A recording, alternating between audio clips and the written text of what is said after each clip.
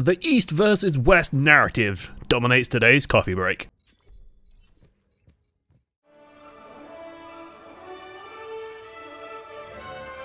Welcome to Overwatch. This time we're going to be talking about, well, one of the big things that Overwatch League has sort of raised, and one of the more interesting topics, is the idea of the Korea versus the world narrative. Now, some people really don't like this narrative. Some people are like really tired of hearing, oh man, why are you like calling NYXL just like a Korean team, or Spitfire a Korean team?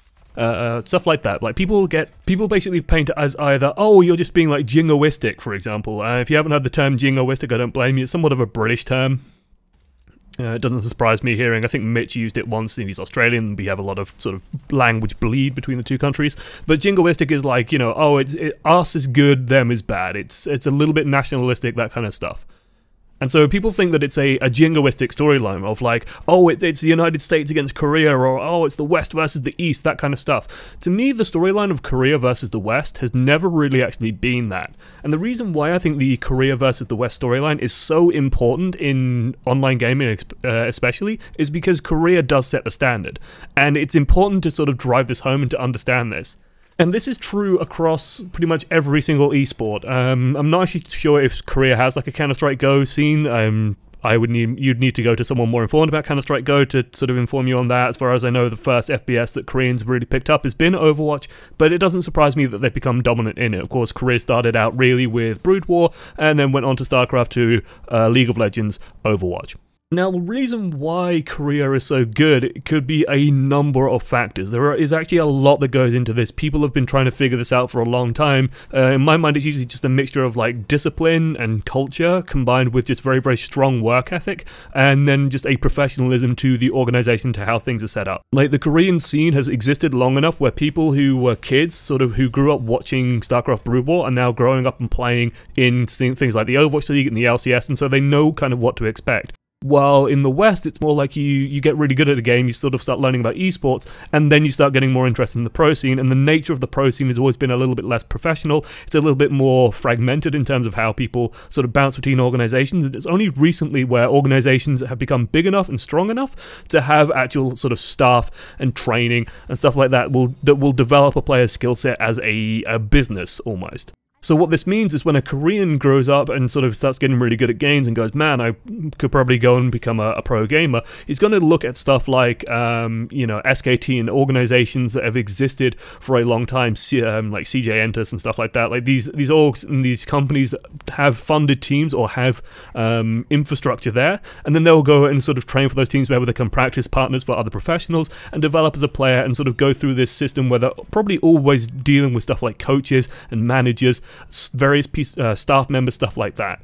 While in the West, the path to pro is a lot different, where you generally get really good on a ladder, then you'll start playing with like your friends or a couple of teammates or people that you meet on ladder. You'll start playing in scrims or in pickup groups, and then you still start going to tournaments and start going through these online tournaments, maybe go to a LAN or two like DreamHack or something, compete there, and then maybe start getting picked up more and more into the pro scene. But even then, that mentality of the sort of the fragmented path in going to that pro level makes it so that those players are sort of used to not being coached. They're used to just sort of bouncing around, kind of doing what they want, turning up for scrims a little bit lackadaisically, and then being a little bit more free will. It sort of becomes, the difference between sort of seeing it as a job and then a hobby that becomes a job. Now, what this means is that Korean pros, the way that they interact with coaches, and I have this from a number of very good sources, and as someone who sort of saw how Team UK interacted with Hayes, and then has seen how some other teams interact with their coaches, like, the interaction in the West between players and a coach is players, by and large, Western players still do not respect a coach.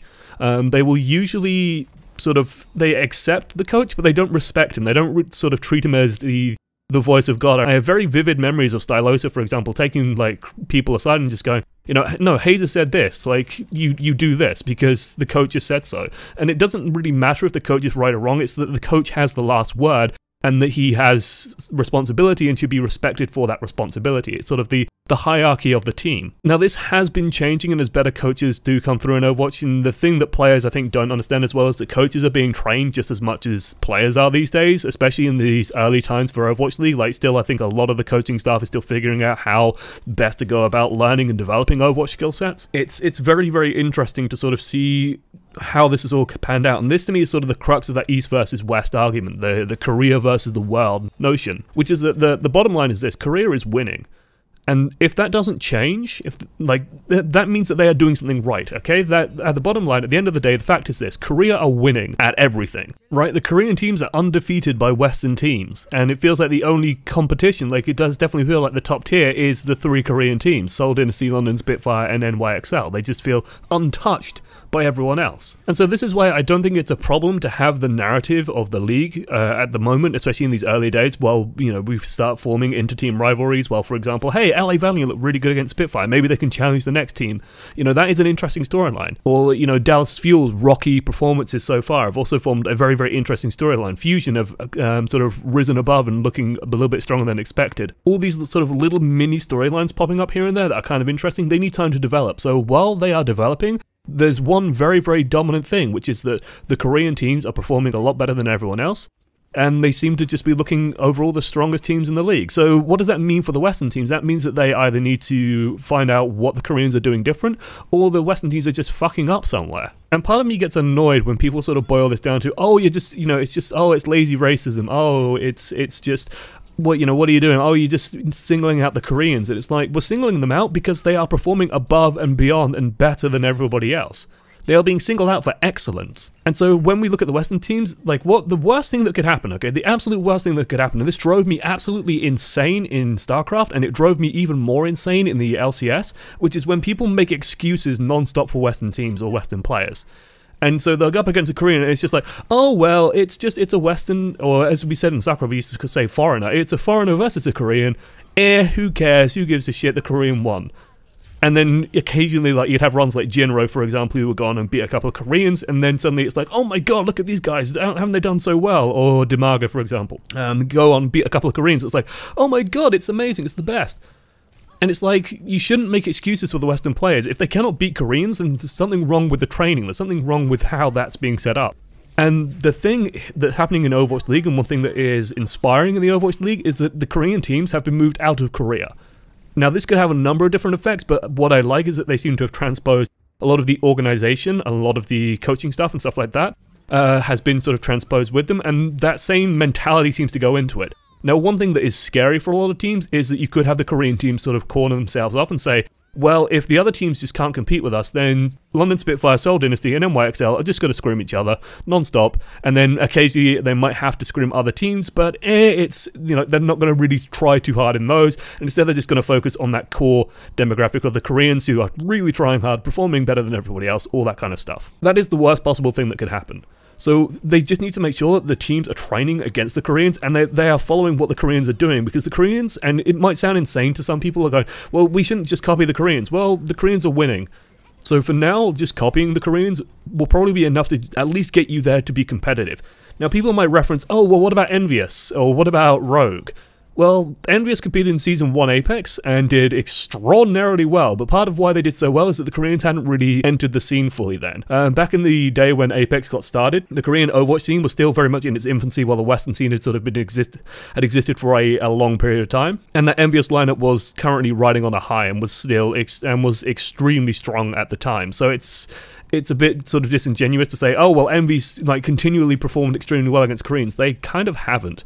And I've heard the same thing from, like, you know, when Reunited went out there and sort of came back and just said, yeah, the Koreans practicing are on just a different level. And there are people on the ladder who you could just take from the Korean ladder and just put on Western teams, and they will probably perform at the same level or better than some of the Western stars. But part of why I wanted to make this coffee break, and part of why I wanted to make this video on this issue, is because it does, like, I can already see the signs of it, of sort of what I call the Great Western Denial, which is that, oh, well, they're just Koreans, they're just, you know, they're just going to naturally be better than us or whatever, and they just sort of put the Koreans all in a box in one side, and it's like, okay, well, the Koreans are just going to win, so let's just play our own little tournament and see, you know, in the case of Overwatch League right now, let's see who's playing for 4th place. That's not very interesting. What I want to see is the hunger from the Western teams, and the storylines help encourage that hunger of, like, well, Valiant came very, very close. Maybe they can do it again this time. Maybe they can beat one of these Korean teams. The Korean teams are, you know, they are Goliath. Which team is going to be David? And when it happens, it should be celebrated, but then it should be, okay, well, who's going to do it next? Can they keep doing it? As long as they keep doing it, it shouldn't be heralded as this weird one-off, this weird anomaly. Oh my god, this strange thing's happened. It should be, okay, they're doing it. Let's see if they can keep doing it. What's leading them to be able to do this? How are they managing this? And can they keep pace? Can they keep that up? Because, yeah, it was so frustrating to see in the LCS, for example. It's like, oh, well, Worlds came up. Oh, well, it's just Korea versus Korea by the time the group stages are done. Oh, it's just Koreans now. And maybe one Western team that made it particularly far, they just gets knocked out straight away. And I'll just very, very quickly comment on this as well, which is that if this doesn't change, a lot more teams, and especially I think new teams coming into it, there are still a couple of Korean rosters out there that are very good. Runaway springs instantly to mind. But there are Korean teams out there that are extremely strong. I think the thing that the Overwatch League is most afraid of, and why you didn't see lockouts, for example, why you didn't see the Overwatch League have it so that that London has to have British players, or that you can't import foreign talent. And the biggest reason for that is very simple. It's that if that happened, if you try to sort of lock out Korean teams, then the best Overwatch tournament in the world wouldn't be Overwatch League anymore, it would be Korea's contenders. And when that happens, that's not good for Overwatch League, right? You want to have the best players and the best tournament happening at Overwatch League. And I kind of agree with Nate Nanza that the point of Overwatch League, part of it, is to bring that talent over, to show people how it's done, and then to have these teams do it. And if Gladiators, Uprising, Mayhem, Fusion, if they all aren't looking to what the Koreans are doing, then they're making a mistake. And if the players aren't willing to put in the same amount of practice, or the same dedication to the craft, then they're just going to get run over, and then congratulations on being at least 4th place for the rest of your lives. As viewers, what does this mean? What does this mean for us? Well, it means that learning Koreans and learning Koreans' names isn't a bad idea at all. Now, one of the things that is commonly levied at Korean players is they don't have personality. That's kind of an outright lie. I'd say that Koreans generally have as many characters as Western teams have. Like, some players are just going to naturally be more outspoken, naturally more flamboyant. I think, for example, London Spitfire has Gesture, who definitely seems to sort of be a rising character. Like, Pine definitely sort of puts himself out there as well for NYXL. Seoul Dynasty, I think their DPS players are pretty prominent as well, and Ryu Jae Hong is definitely sort of a household name at the moment just because of consistent overall good performances. But yeah, like, is it harder? Yeah, it is, perhaps, to make these players seem interesting and palatable to a Western audience. That isn't meanness, and I hope that doesn't come across as me being racist, but more of a realist, which is that if you say, oh yeah, and this Korean guy is really interesting, most people would sort of turn off and just go, oh, it's a Korean, which is a shame. In my mind, it's a complete shame. Yeah, slightly rambly, I suppose, but I just wanted to, I don't know, touch on this video because I saw a couple of tweets come out about it throughout the week, and I think that this storyline is not going to go away, and I don't think it should go away just because a couple of people are uncomfortable when people go, oh yeah, these are the Korean teams, and they're a lot better than us. And that, to me, it's like the opposite of jingoistic. It is the opposite of being nationalist. It is saying, hey, these guys, they're doing something a lot better than we are. We should probably look at what they're doing and try and do it better, and see if we can. Because I think there is no reason why we can't. Alright guys, thank you for watching to the end. Do let me know what you think about the idea of the East versus West narrative, and, I don't know, Koreans and Overwatch, I suppose. As long as you don't go for damn dirty Koreans, I'm sure you won't. I'm sure you won't, YouTube. Anyway, thank you guys for watching all the way to the end. I'll see you next time. Toodles.